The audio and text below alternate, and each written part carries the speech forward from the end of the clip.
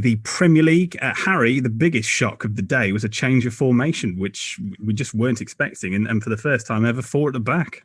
Yeah, and it turns out it wasn't Hitler in sweeper, like we said It last wasn't, week. no, it wasn't Hitler, no. Nah, It yeah, wasn't. honestly, when I saw the team sheet come out, the graphic from the official Wolves, we thought Dendoncker was going to be there, didn't we? And I thought, okay, fair enough. But when the game got going and I realised Dendoncker was midfield and we had four at the back, I was shocked because I could never see Nuno doing it. And fair play to him because we've criticised him saying he needs a plan B or he needs to try and change it. So I was happy he did it.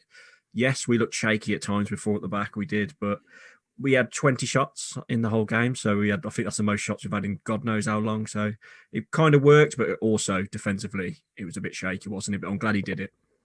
Bayliss, it's just typical, isn't it? I mean, Theo Walcott hasn't scored a goal for Southampton since 2006. What a poor record he's got for them. And he come and plays us and scores. Very good. Great stat. Great stat. Thank you. Yeah, I mean, I'd have been close to meltdown if it wasn't for the last 20 minutes. I like that we had more shots, but it still felt at times like I don't know where we're going to score from. Even though we had great chances. I think their keeper made 3, if not 4, very, very high quality saves. But on the whole, it just still didn't feel right, didn't look right. There's still a lack of something coming out of Wolves. It doesn't fill me with warmth and joy at the end of a game, or whilst watching it, I don't think, oh, we're going to get one now. We're going to get one now, until those sort of last 15 minutes where we did turn it on a little bit. I don't know. I'm just not convinced. And maybe it's the whole thing watching it at home. You don't actually watch a game how you want to. You're watching what the TV shows you. Yeah, that's true. But I don't know. I just still can't feel it. I still don't think we're good enough.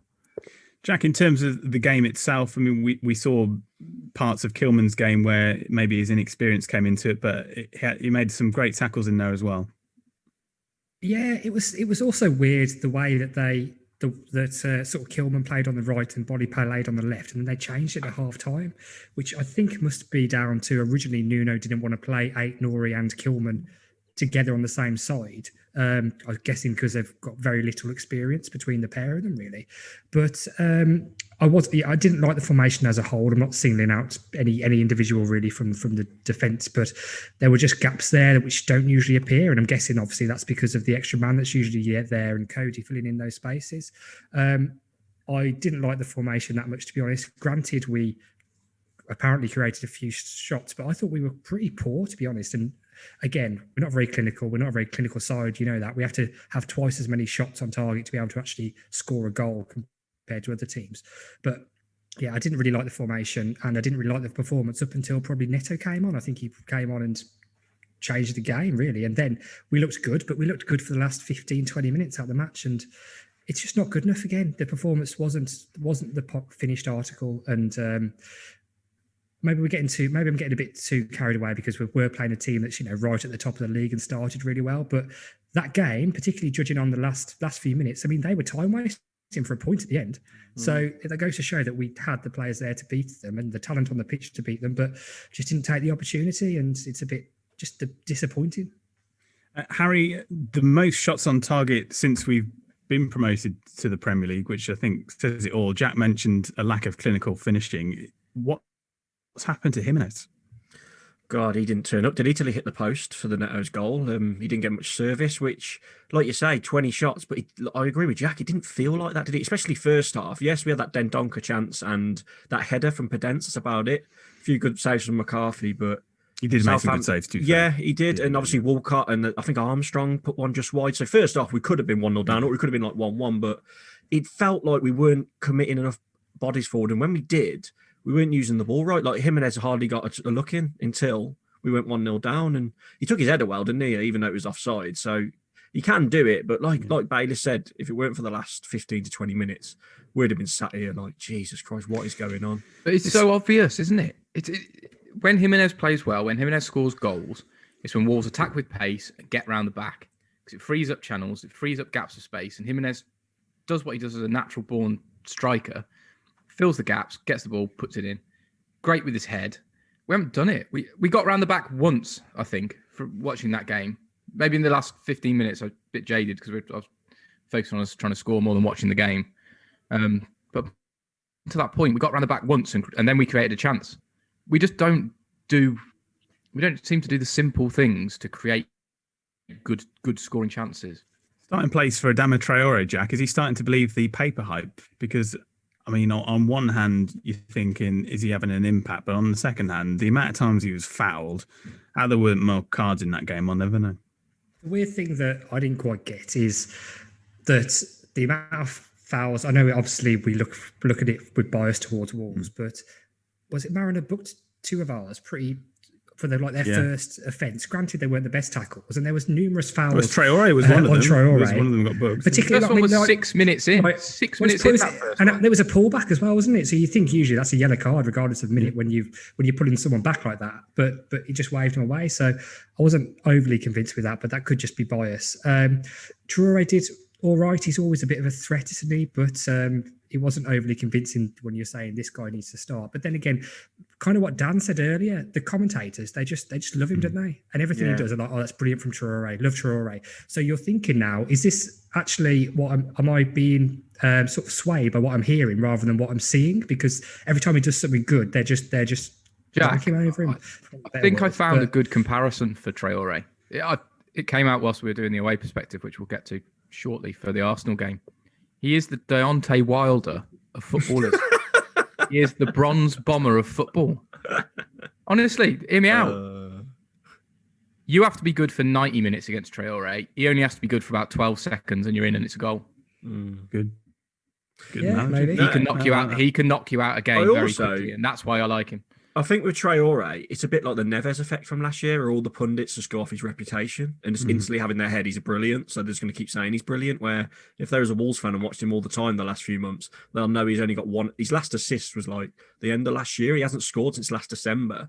He had that one shot first half that took a massive deflection, but apart from that, he didn't really do too much, did he? He had a go. He was a bit. He created that one when he ran down and cut it across, and I think Neto had his shot blocked, but I can't really think of many more. I think he beat the man for the goal, though. For the goal, didn't he beat his man? No. Podence crossed it to Moutinho. Moutinho put it into Jimenez, didn't he? The one before when Neto got it blocked was when he created that one, wasn't it? I think teams have learnt now that if you put 2 men on him and foul him instantly, he can't do much. And if the officials kind of think he's going to go down easily, which we know he probably doesn't really, he's one who just down his feet because of his strength, then if it's going to go with their favour, then those times where the people double up on him, he's not that effective. But then I suppose those times you should be thinking, right, what's if on the that's other happening, side? then we need to go down the other side or do something different. But it doesn't happen like that. Partly because Traore just will immediately get the ball and try and take someone on. Yeah. That's partly his fault. I think that's fine to do. I think that's fine for him to do, though. It's so when destructive. There's when two men on him, but not when there's 2 men on him. He still completes a huge amount of his dribbles and gets the ball off. He still does it really high percentage amounts of the time. I think it's fine. And we do switch the ball. The ball got out there to Neto, especially when he got on. I think we're overthinking the issue of Traore. We all know it'll be the same. He'll go to Liverpool in January. We'll say we won't miss him. He'll score 50 goals in his first 8 games. And everyone will be like, oh, Wolves will let him go. And we'll look back on the golden generation and thought, what could have been? Yeah. You have to say, Jota missed a hell of a lot of chances the other night when he scored. And everyone was absolutely sucking him off. But he was interested. Give me a little bit of like that fuzzy feeling. Harry, we've put off talking about the goal long enough, mostly because you wouldn't know that we scored one because Neto did not celebrate. He came out afterwards in the aftermath the last couple of days and said I didn't celebrate because I thought VAR were just going to chalk me off, so I just didn't celebrate. This is the end of it now. This is the end of football. We've been waiting for it to happen, haven't we? That VAR has ruined it for everybody because now players aren't celebrating. Yeah, and you can see why. Because, I mean, he celebrated like a madman, didn't he, last year, that Liverpool away, that Man United one, and I don't blame him. I did think when it went in, I was like, but yeah, he don't look too happy. I didn't celebrate either. You're just looking, aren't you, straight away to see if VAR pops up. I was like, someone's going to be offside because of the shot. Yeah, that's a prime example why the game's dying. I'm glad he got the goal. I'm glad he was onside. It was quite lucky how it got to him, but he still had to put it away. I know it was an open goal, but he could have flew off his shin and gone over. But fair play to him, and I totally get why he didn't celebrate.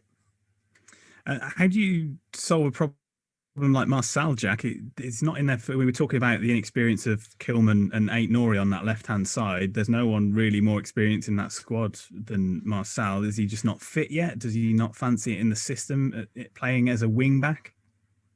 I don't know, Sam, to be honest. I mean, I was quite impressed with him until he got injured. I thought he's. Me too. They threw him in straight away, which Nuno never usually does. So that's got to be a sign of his experience in the way that he probably can adapt to the system quite quickly. And he did quite well. I thought he was very good against like Sheffield United for his first game.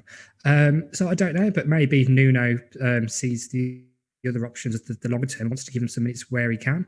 Ait-Nouri, like we say, he was brilliant against Palace and just a bit of a passenger and some really probably just inexperience against Leicester, and didn't do too badly. Did he really the other night? But I don't know really. I'm not sure with Marcel, but maybe just changing the formation and with the SACE coronavirus thing, it was a bit of a throw together. But then I suppose if you can't get in the team when we're starting a player who's very young and just had a bad game, and we've got another potential centre back out with coronavirus, then I don't know, really. I was expecting him to come on at some point, to be honest. Jack, do you think it's just purely fitness? Wolves absolutely pride themselves on the players being in tip-top condition. We hardly have any injuries. And he's turned up from Lyon, where they all have 3-hour lunches in France and eat cheese and smoking drink wine. 20 a day. Yeah, been on the Covered in garlic. I'm amazed.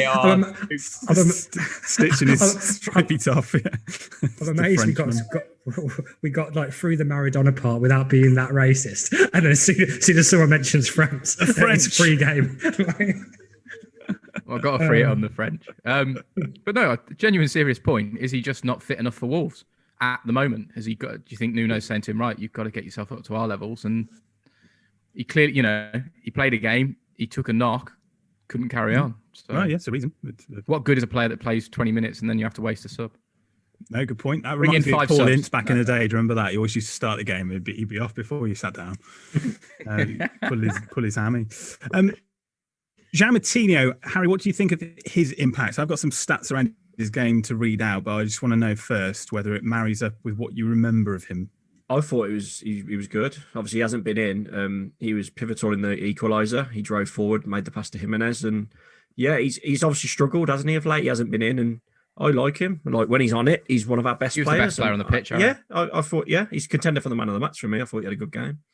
Who's this, Moutinho? 77 touches, Yeah. 87% pass accuracy, 3 tackles, 3 key passes, 2 interceptions. Not a bad day for a Yeah, I 34-year-old. thought he was good. Was he playing I thought he was first very, half? I missed that. Well, yeah, but first half, everyone was poor, weren't they? Really, apart from It's a Wolves first half, isn't it? So I mean, Yeah. it's obviously a write-off straight away. A lot of people calling for him to be substituted at half time.